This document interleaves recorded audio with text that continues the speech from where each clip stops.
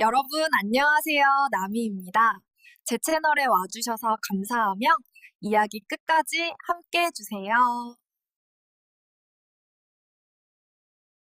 김씨 가문의 잃어버린 딸. 바로 나 김은입니다.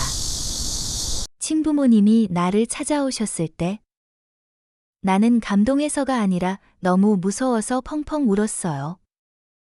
솔직히 말하면 우리 박씨 집을 떠나면 어떻게 살아야 할지 몰랐거든요. 나는 엄마의 귀염둥이, 아빠의 보물, 그리고 언니의 막내 동생이었으니까요. 우리 가족은 이 사실을 숨기지 않았어요. 내가 주워온 아이라는 거요. 왜냐하면 나는 가족 중 누구와도 닮지 않았거든요. 언니는 키가 크고 독립적인데 반해 나는 부모님 곁을 떠나면 국가 보호를 받아야 할 무쓸모한 존재가 될 정도였으니까요. 언니는 고등학교 때부터 이미 키가 70cm가 넘었지만 나는 22살이 되도록 키가 겨우 150cm에 머물렀어요. 마치 저주라도 걸린 것처럼 10대 때부터 키가 한 톨도 자라지 않았죠. 작은 감자처럼 동그란 모습이었어요. 내가 18살. 대학 입시를 막 마친 어느 날. 부모님이 나를 방으로 불러 얼굴에 비밀스러운 표정을 지었어요. 은아. 사실 너는 우리 친딸이 아니야. 나는 태연하게 포도를 하나 입에 넣으며 말했죠. 알고 있어요. 놀란 건 우리 엄마였어요. 누가 너한테 그런 말 했어? 엄마가 혀를 뽑아 버릴 거야. 나는 그냥 추측했어요. 온 가족이 키가 큰데 저만 작잖아요.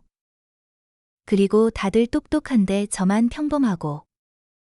유전적 돌연변이라 해도 이렇게까지 차이가 나진 않겠죠.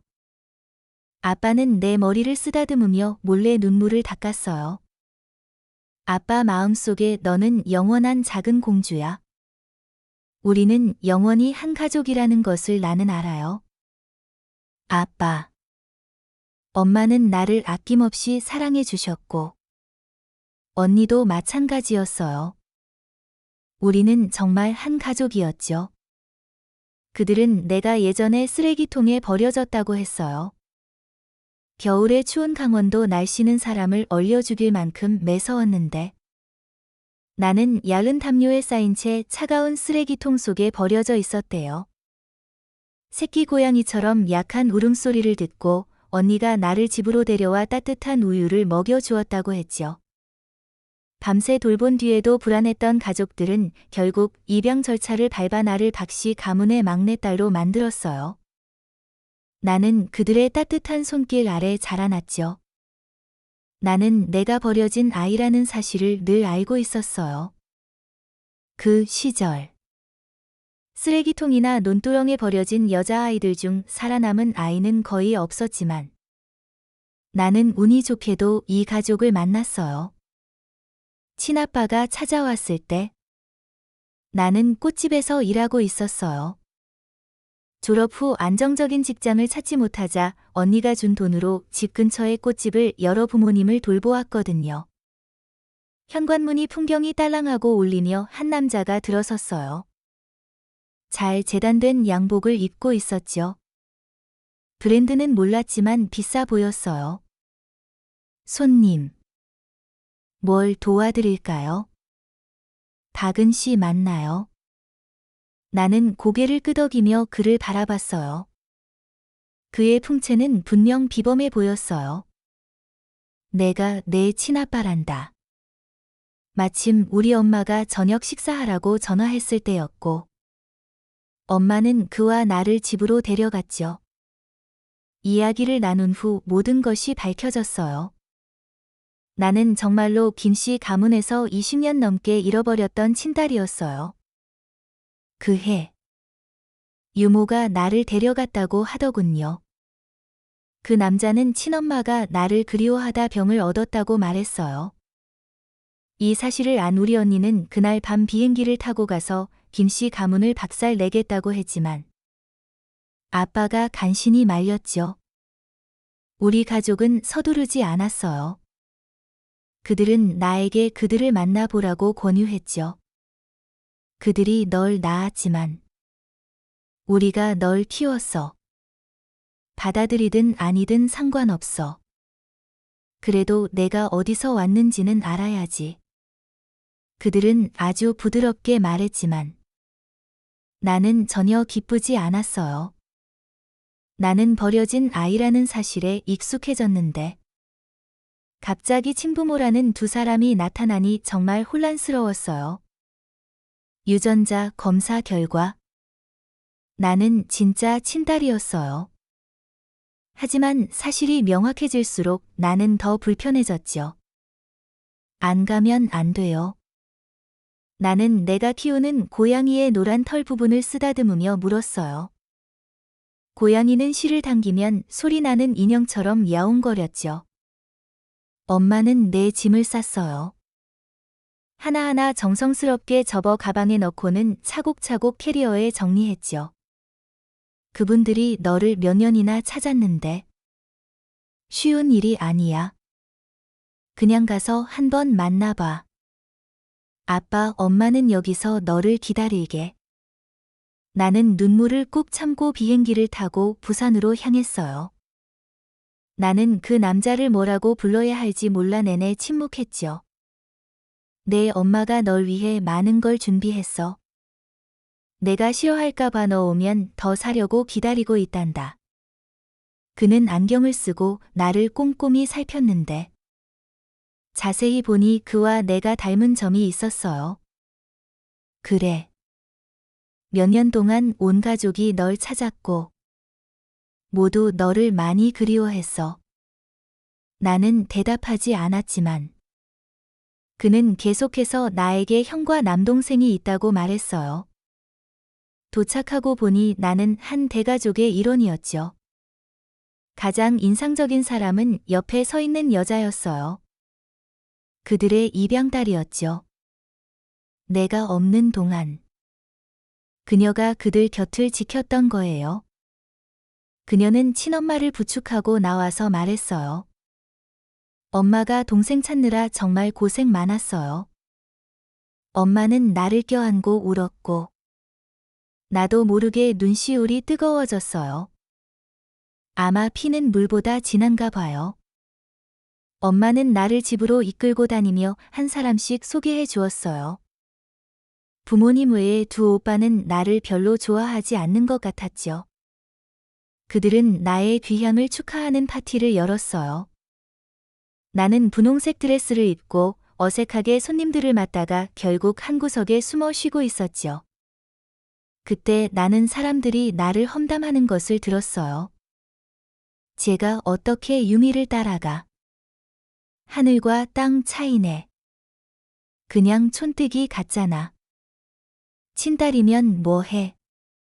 유미가 진짜 김씨 가문의 아가씨지. 그런 말 마. 20살 넘게 밖에서 산 게 제 잘못은 아니잖아. 근데 아무리 봐도 촌스럽긴 촌스럽다. 키운 사람 닮는다는 말이 딱이네. 딱 시골에서 상경한 사람 티가 나. 나는 유미의 목소리라는 것을 알아챘어요. 그녀는 키득거리며 가장 악의적인 말들을 내뱉고 있었죠. 우리 아빠는 인내심도 성장의 일부라고 가르치셨어요.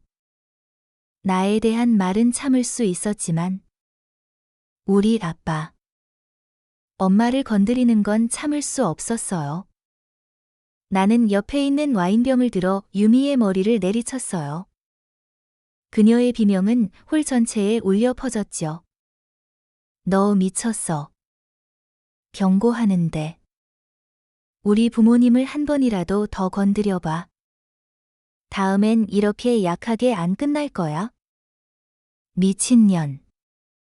너 진짜 미쳤어. 너 키운 부모도 미쳤나 보다. 나는 그녀의 목을 움켜쥐고 말했어요. 나한테는 뭐라 해도 돼. 근데 우리 부모님을 건드리면 내가 너 죽여버릴 거야. 나는 그들을 위해 죽을 수도 있어. 내가 가족을 얼마나 끔찍이 아끼는지 모르는 거야? 나는 서둘러 사회자에게서 마이크를 빼앗았어요. 김씨 가문에는 이미 아가씨가 있으니 이런 파티는 필요 없겠죠. 각자 집으로 돌아가세요. 친아빠가 내 손을 잡아당겼지만 나는 뿌리치고 빠져나오려 했어요. 그때 익숙한 목소리가 들렸죠. 김 사장님. 김씨 가문에 이미 딸이 있다면 제 동생을 저한테 돌려주시면 안 될까요? 우리 언니가 나타났어요. 웨이브진 머리에 우아한 화장을 하고 손에 와인 잔을 든 채 군중 한가운데 서 있었죠. 언니. 내 백이 왔어. 더는 못 참겠어. 나는 참지 못하고 눈물을 쏟아냈죠. 김씨 가문의 큰딸은 은은이 한 명뿐이야. 다른 사람은 없어. 친아빠도 마침내 동의했지만 언니는 단호했죠. 집안일 정리하고 은은이를 데리러 와 주세요. 우리 아이는 어릴 때부터 이렇게 억울한 일을 당한 적이 없었어요. 많은 사람이 지켜보고 있었기에 그들도 더는 소란을 피우지 못했죠. 그렇게 나는 미련 없이 언니와 함께 그 집을 떠날 수 있었어요. 언니.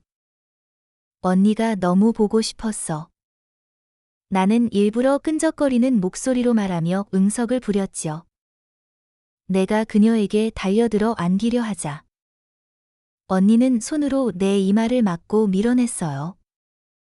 온몸에 술 냄새야. 언니 드레스 더럽히지 마. 언니는 살짝 찌푸렸고 나는 입술을 삐죽거렸어요. 미안해. 내 사랑하는 언니. 내가 언니의 가장 사랑스러운 막내 아니야? 그래. 내 가장 사랑스러운 감자지. 언니는 긴 다리로 3걸음을 걸었지만 나는 5걸음을 걸어야 했죠. 나는 종종걸음으로 언니를 따라 김씨 집을 떠났어요. 언니와 함께하는 삶은 천국이나 다름없었어요. 나는 부모님께 빨리 데리러 오라고 보챘어요. 아빠. 아빠가 해준 갈비찜이 너무 먹고 싶어요. 엄마. 엄마 품에 안겨 자고 싶어요. 전화기 너머에서 두 분은 훌쩍거렸고 나도 여기서 휴지 2통을 다 썼죠. 아직은 돌아갈 수 없어. 김씨 가문과의 일을 확실히 정리해야 해. 그렇지 않으면 그들이 널 놓아주지 않을 거야.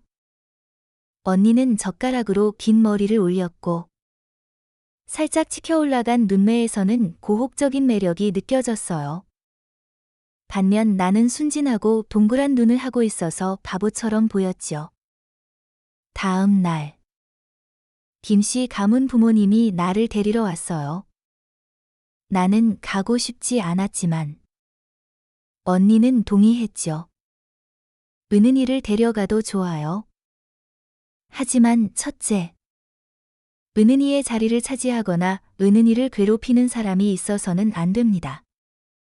둘째, 은은이가 앞으로 여기 남을지 말지는 은은이의 결정을 존중해야 합니다.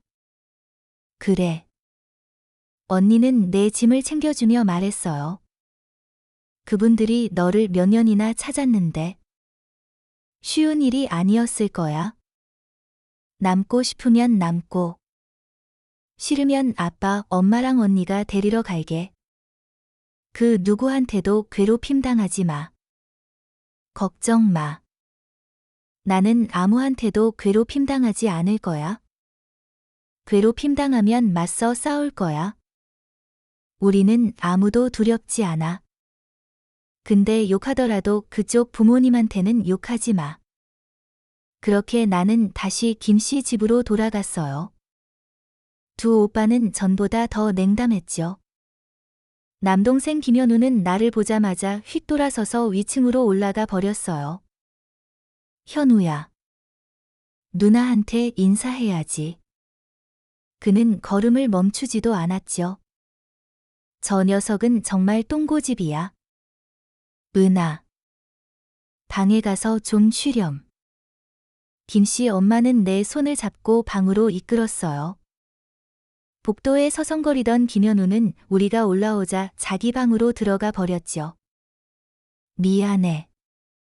내가 유미 일 때문에 이렇게 마음 상할 줄 몰랐어. 그녀는 내 손을 잡았는데. 그녀의 손은 부드럽고 섬세하게 관리되어 있었어요. 우리 엄마의 손과는 아주 달랐죠. 저는 그 여자에게 신경 쓰지 않아요. 하지만 그 여자가 제 친부모님을 모욕했어요. 사실 자세히 보면 그녀는 유미와 약간 닮은 부분이 있었죠. 적어도 나보다는 더 닮았어요. 나는 이 집에 대한 희망을 품었었지만 그 희망은 너무나 빨리 사라져버려서 정말 존재했던 것인지 의심스러울 정도였어요. 다음 날 아침. 김현우가 나를 찾아왔어요. 17, 18살쯤 되어 보였는데 머리카락 한 뭉치를 노랗게 염색하고 있었죠. 마치 인터넷에서 코스프레나 하는 애처럼 보였어요. 내 마음속에 유미 누나가 진짜 누나예요. 나는 손목을 돌려 그의 뺨을 한 대 때렸어요. 그는 눈을 동그랗게 떴죠. 누나가 감히 저를 때렸어요. 저 노란 머리 당장 염색해. 보기만 해도 짜증나. 우리 집 고양이 털이랑 똑같잖아. 내가 뭔데 나한테 이래라 저래라야. 우리 엄마는 응석바지 아이는 대부분 버릇이 없다고 가르치셨어요. 한 번 때려도 말을 듣지 않으면 2번 때리라고 하셨죠. 그래서 나는 그가 반응하기도 전에 뺨을 한 대 더 때리고 재빨리 밖으로 도망쳤어요. 닭은. 누나가 감히 나를 때려. 나를 때렸다고. 그는 뺨을 잡고 나를 손가락으로 가리켰는데 마치 미치기 일보 직전처럼 보였죠. 당장 내려와서 밥 먹어. 아래층에서 김씨 아빠가 듣고 올라왔죠. 정신 나간 것처럼 그는 그를 보고 화를 냈어요. 은하. 내려와서 밥 먹어. 쟤는 하루 종일 정신병자 같아. 첫째 오빠 김하주는 내가 식탁에 앉자마자 일어나서 나가 버렸어요. 하준아. 아직 말 안 끝났는데. 그가 문을 나서는 순간이었죠. 그들은 저를 좋아하지 않네요. 나는 의문형이 아니라 사실을 확인하는 듯 말했어요. 신경 쓰지 마. 이따가 엄마랑 산책이라도 나가자. 김현우는 계단에 엉덩이를 깔고 앉아 뺨을 감싸고 내 길을 막았어요. 나한테 사과해. 왜 나를 때렸어? 널 가르치는 중이야. 누나는 내 누나가 아니잖아. 내가 대답하기도 전에 김씨 아빠가 그의 귀를 잡고 방으로 끌고 갔어요. 이 망할 자식. 매를 벌고 싶으냐? 나는 앞으로의 삶이 결코 평탄하지 않으리라는 것을 분명히 느꼈어요. 김씨 엄마는 브랜드숍에만 다녔고 직원들은 여왕을 맞이하듯 열성적으로 그녀를 대했어요.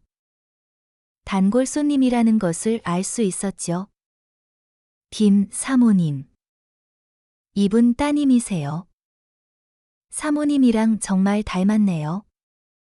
막내딸이라는 말에 그녀의 얼굴이 살짝 굳어졌죠. 내가 막내딸이면 유미는 큰딸이 되는 셈이었으니까요. 얘가 제 친딸이에요. 전에 있던 아이는 입양딸이고요. 그녀는 나에게 옷을 한가득 주고 고르라고 했지만 나는 연분홍색 티셔츠 한 벌만 골랐어요. 너 분홍색 좋아하니? 언니가 제가 분홍색 옷 입으면 예쁘다고 했어요. 김씨 엄마는 화내지 않고 다정하게 웃었죠. 내 언니 말이 맞아. 그들 부부 외에는 이 집에서 나를 잘 대해주는 사람이 아무도 없었어요. 다행히 나는 나약하고 소심한 여자는 아니었죠. 우리 아빠는 내가 잠재된 화산 같은 존재라고 말씀하셨어요. 터지면 주변 모든 것을 날려버린다고요. 그리고 김현우는 바로 그 화산을 폭발시키는 기폭제가 되었죠. 엄마, 아빠 오늘 밤에 안 계셔. 우리 밤새 놀자.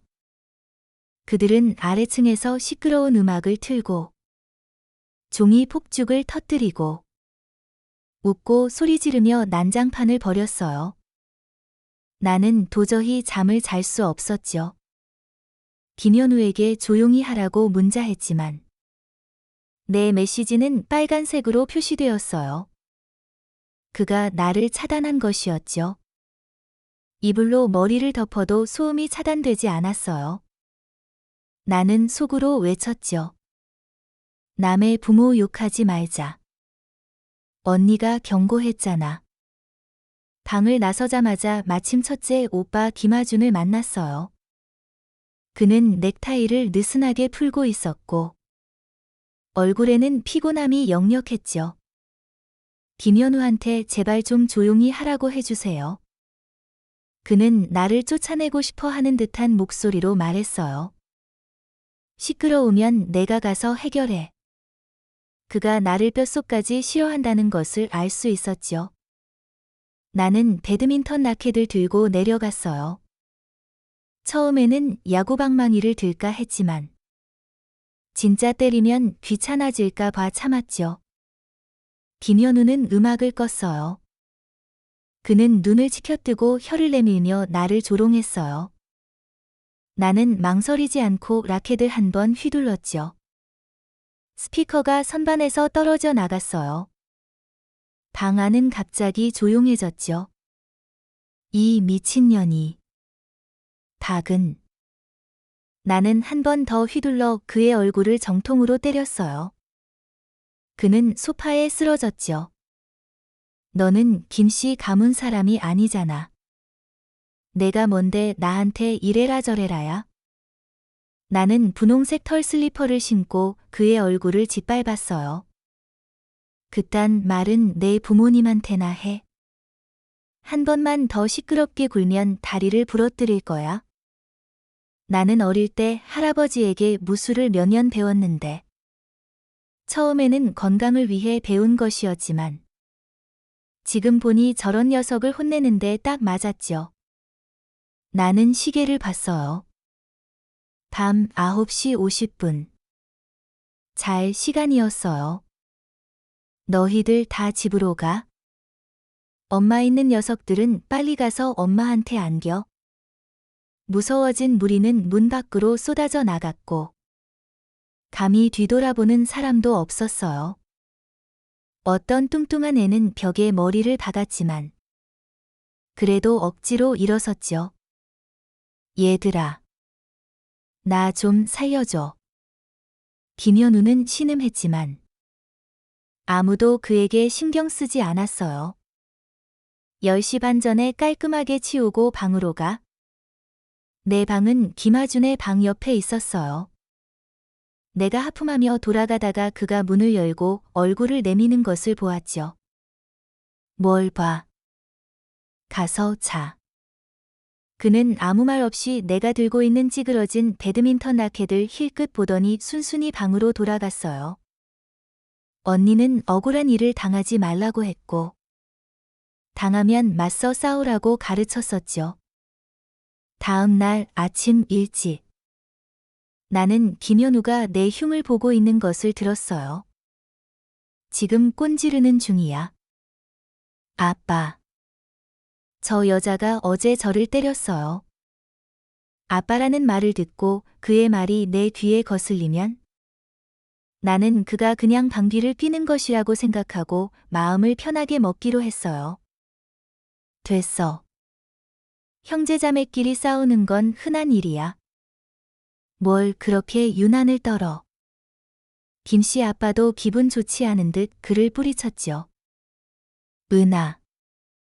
아빠랑 내 삼촌은 며칠 출장 갈 거야? 필요한 거 있으면 하인들한테 말해. 김현우. 누나 괴롭히지 마. 알겠지. 분명히 저 여자가 먼저 저를 괴롭혔는데 그는 불만스러워했지만 나를 이길 수 없으니 어쩌지도 못했죠. 내가 그들을 찾아갔을 때 그들은 짐을 꾸리고 있었어요. 은하. 며칠 있으면 돌아올 거야. 필요한 거 있으면 오빠한테 말해. 쟤는 겉은 딱딱해도 속은 부드러워. 나는 김하준을 보며 생각했죠. 속이 부드럽다니. 그를 화장터에 밀어 넣어도 그의 마음은 녹지 않을 거야. 그들이 떠난 후 나는 내가 왜 그들을 찾아왔었는지 잊어버렸다는 것을 깨달았죠. 이제 집에 남은 사람은 우리 셋과 하인 몇 명뿐이었어요. 뒷마당에 있는 길고양이들 외에는 김현우도 김하준도 나와 말하려 하지 않았죠. 분명히 나를 따돌리려고 하는 것이었어요. 나는 처음으로 내 이름뿐인 할머니를 만났어요. 머리카락은 하얗고 얼굴에는 주름이 가득했죠. 눈가와 입꼬리가 처져 있었고 음침한 눈빛으로 나를 뚫어지라 쳐다봤어요. 내가 박은이냐? 내가 유미를 집에서 쫓아냈다고. 할머니. 죄 없는 사람한테 누명 씌우지 마세요. 이 어린애가 이 집에서 살고 싶으면 얌전히 굴어. 요물 같은 짓 하지 말고. 내 손녀딸이 되려면 아직 멀었어. 김 여사님. 아니. 노부인께서는 매일 여기 오셔서 저를 감시해 주세요. 안 그러면 제가 또 요물 같은 짓을 할지도 모르니까요. 그녀는 지팡이로 바닥을 쿵쿵 찍으며 화가 나서 얼굴이 길어졌죠. 어른을 공경할 줄 모르고 내가 키운 부모는 대체 어떻게 가르쳤기에 이렇게 버릇이 없고 예의가 없냐. 나는 웃음을 거두었어요. 엄마는 어른을 만나면 속으로 노인을 공경하고 아이를 사랑하는 것은 우리 민족의 전통이다라고 되뇌라고 말씀하셨죠. 더 하실 말씀 없으시면 가세요. 나는 정중하게 그녀를 내쫓으려 했지만 그녀는 꿈쩍도 하지 않았죠. 김하준이 돌아오자 그녀의 안색은 순식간에 변했어요. 방금 전까지 무서웠던 노파는 순식간에 피해자 코스프레를 했고 내가 오빠라고 부르는 그에게 눈물 젖은 눈으로 말했죠. 하준아. 돌아왔니? 할머니는 그냥 은하를 보러 왔는데 은하가 할머니를 싫어하는 것 같구나. 대단한데요. 그녀는 원조 그린라이트였어요. 저녁 식사 시간이 되자 나는 첫째 오빠 김하준과 할머니가 서로 연기하는 것을 지켜보았죠. 그들의 지난 할머니와 손자 사이를 감히 방해할 수 없었어요. 은하야. 새우 좀 먹어보렴. 수입산이야. 전에는 못 먹어봤을 텐데. 입에 맞을지 모르겠구나. 그녀는 주름이 몇 배는 깊어질 정도로 환하게 웃었죠.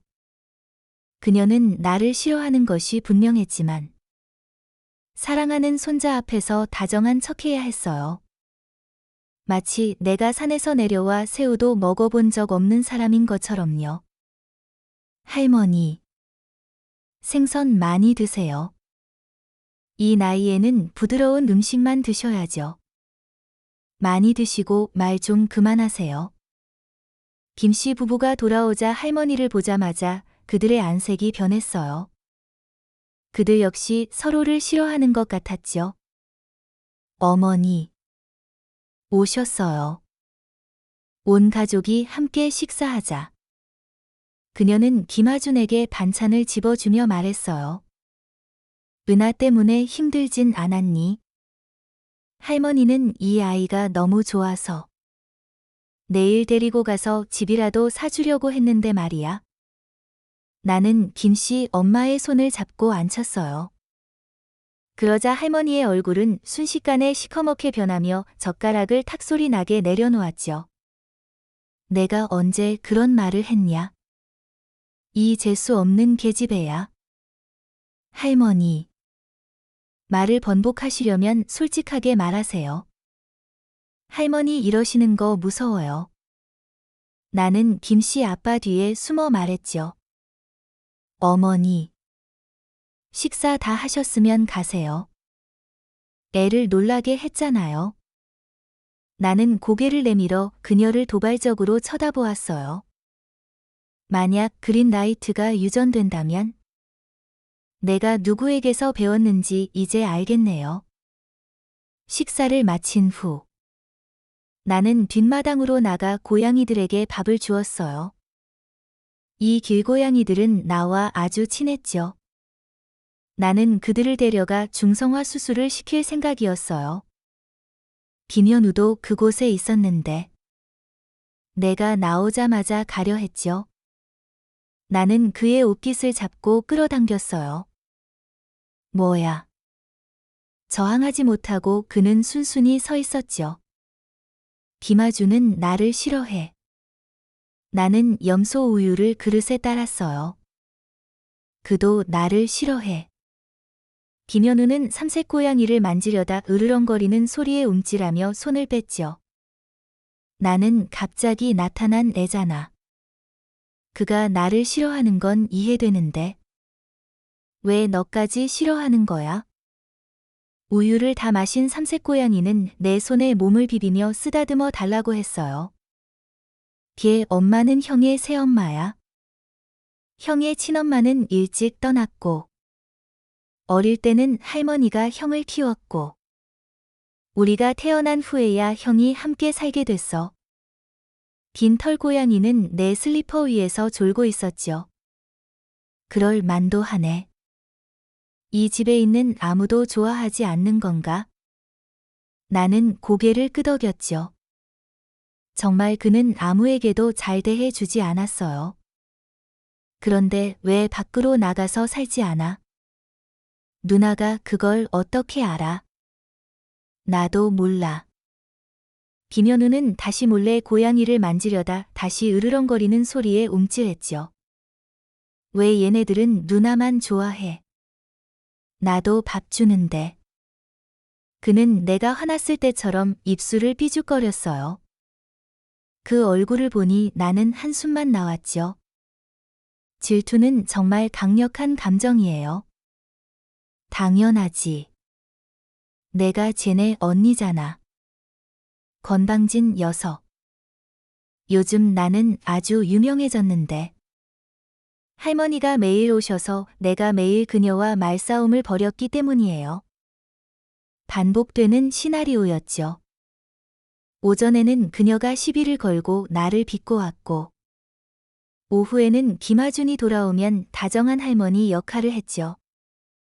오늘은 그녀가 나에게 무례하고 제대로 교육받지 못했다고 욕했어요. 나는 냅다 무릎을 꿇고 머리를 조아리며 펑펑 울었죠. 할머니. 제발요. 제가 부탁드립니다.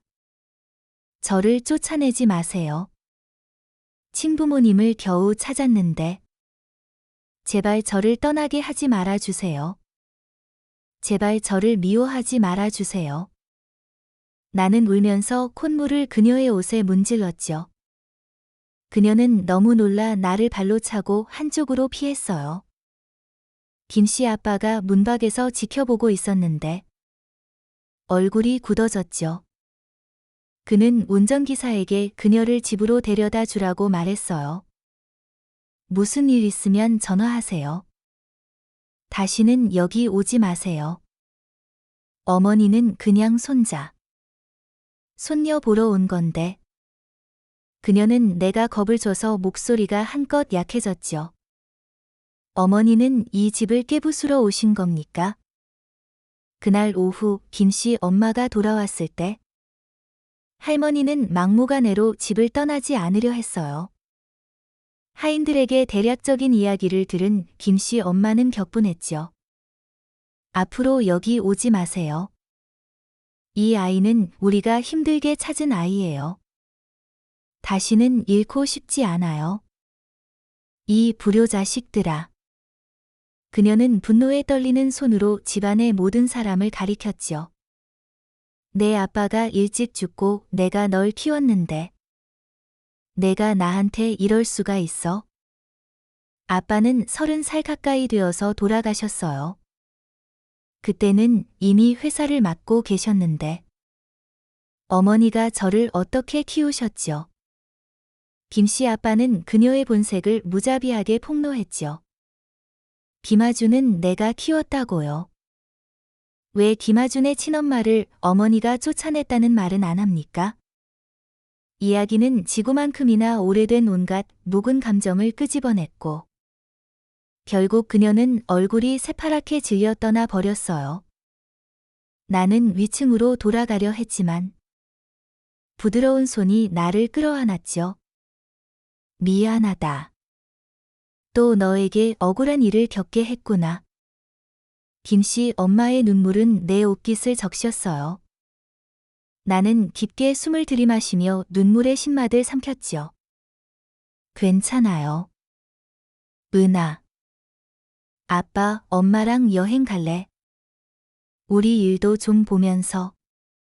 좋아요. 나는 그들의 삶을 이해하고 싶었어요.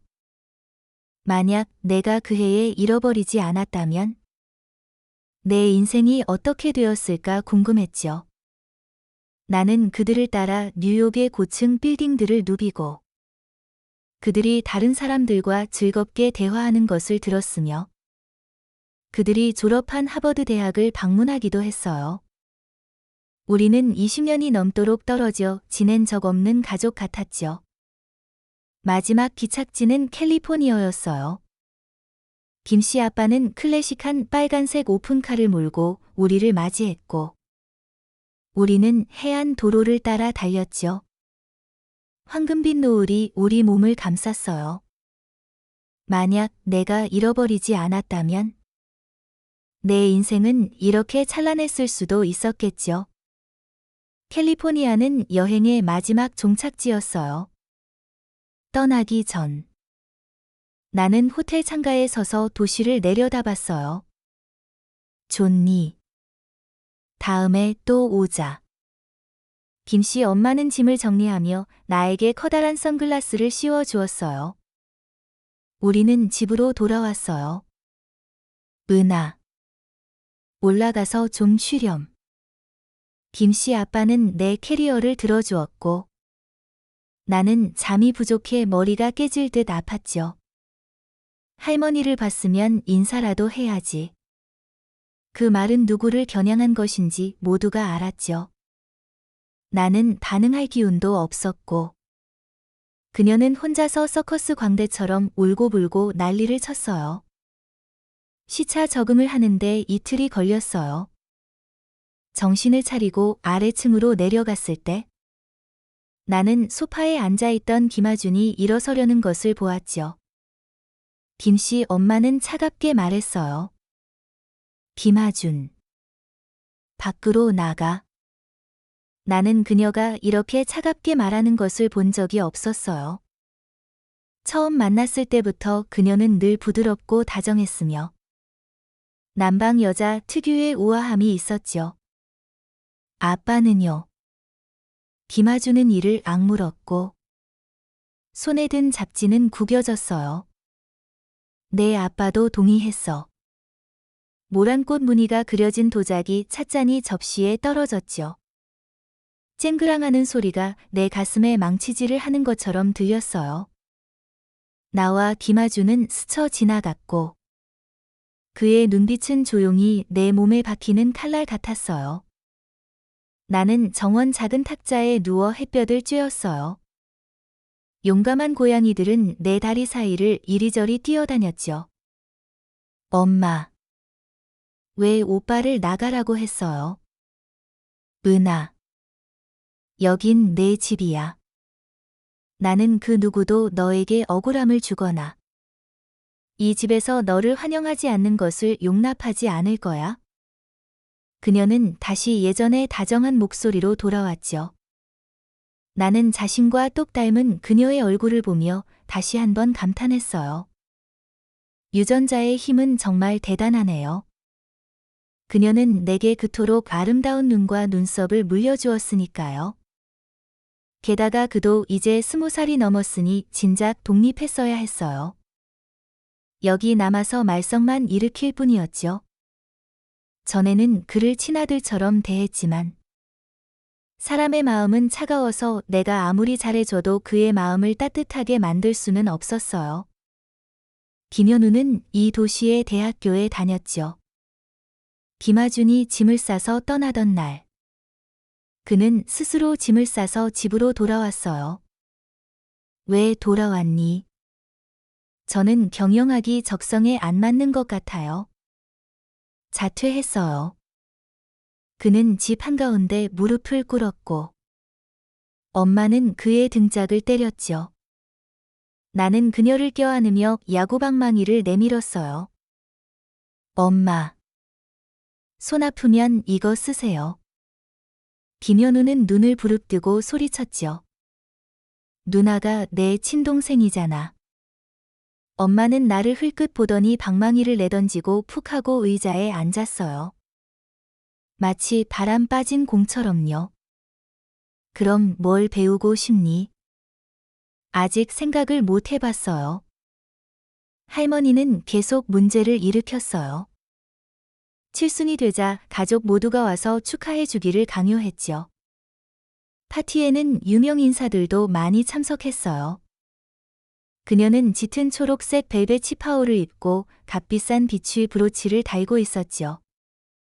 그녀는 나를 제외한 모든 사람에게 환하게 웃었어요. 싫어한다고 두 글자를 내 얼굴에 외치고 싶어 하는 것 같았죠. 너는 왜 왔니? 할머니. 1년 더 사신 거 축하드리러 왔죠. 그녀는 화가 나서 다른 손님을 맞으러 돌아섰어요. 파티 내내 모두가 그녀가 나를 싫어한다는 것을 알았죠. 반대로 그녀는 유미를 붙잡고 떨어지지 않으려 했어요. 몇 번이고 유미가 친손녀보다 더 가깝다고 선언했죠. 나는 신경 쓰지 않았어요. 그녀에게 욕하지 않은 것만으로도 나는 아주 많이 참고 있었으니까요. 하지만 김씨 엄마는 참을 수 없었죠. 파티가 끝나자마자 문을 닫고 정산을 하려고 했어요. 누가 감히 김하준을 집에서 쫓아냈어요. 할머니가 먼저 나서서 예쁜 유리잔들을 땅바닥에 내던졌죠. 여긴 걔 집이야. 어떻게 감히 쫓아낼 수 있어? 걔 집이요. 걔가 여길 집이라고 생각한 적이 언제 있었죠? 걔는 여기 있으면서 말썽만 일으켰어요. 우리가 걔한테 비디라도 졌나요? 그해 유모가 걔를 제대로 돌보지 않아서 우리가 쫓아내려 했더니 당신은 울고불고 난리를 치면서 못 쫓아내게 했어요. 그 바람에 나와 은하가 20년 넘게 떨어져 있었고요. 이제 겨우 찾았는데 당신은 대체 뭘 더 바라는 거예요? 우리 가족을 그냥 놔두지 못하겠다는 거예요. 그녀의 말은 마치 김씨 엄마가 비이성적인 사람인 것처럼 들렸어요. 그녀는 20년 넘게 혈육을 떨어뜨려 놓은 것에 대해 전혀 미안함을 느끼지 못했죠. 뭐가 그렇게 불만인데? 내가 유미를 데려와서 너도 모성애를 느낄 수 있게 해줬잖아. 우리 딸은 물건이 아니에요. 아무도 대신할 수 없어요. 유미는 어릴 때 고아가 되어 불쌍해서 우리가 키웠을 뿐이지. 우리 친딸의 자리를 대신하라고 키운 게 아니에요. 김씨 엄마는 얼굴이 빨개졌고 김씨 아빠도 차갑게 말했죠. 회사 지분은 김하준에게 전부 넘기지 않을 거야. 대부분은 은하와 김현우에게 나누어 줄 거야. 그의 말이 끝나자 할머니는 마치 기적적으로 병이 나은 것처럼 지팡이를 내던졌어요. 당신이 나한테 약속했잖아. 회사랑 지분을 모두 하준이한테 넘기기로 했잖아. 됐어. 지분은 네 부분으로 나누었어. 쟤는 그중 하나만 받을 거야. 더는 꿈도 꾸지 마. 문 밖으로 나오자 나는 할머니가 뒤에서 욕하는 소리를 들었어요. 기세가 누구에게도 지지 않았죠. 너희들은 불효자식이라고요. 할아버지가 말씀하셨어요. 부모가 사랑하지 않으면 자식에게 효도를 요구할 권리가 없다고요. 할머니는 스스로에게 물어보세요. 할머니가 저와 김현우를 조금이라도 사랑했었는지. 할머니는 모든 사랑을 한 사람에게 쏟았고, 우리는 아무것도 받지 못했어요. 어떻게 우리에게 효도를 요구할 수 있죠? 그녀는 아무 말도 하지 못했죠. 할아버지는 말씀하셨어요. 정이 없는 사람은 효도를 요구할 자격이 없다고요. 나는 뒤돌아 호화로운 하얀 저택을 바라보았어요. 아마 이곳에 오는 것은 이번이 마지막이겠지요. 12월 말. 부산도 꽤 쌀쌀했어요. 김현우는 며칠 동안 뒷마당에서 낑낑거리며 고양이 집을 만들었는데 허술한 집처럼 보였어요. 누나.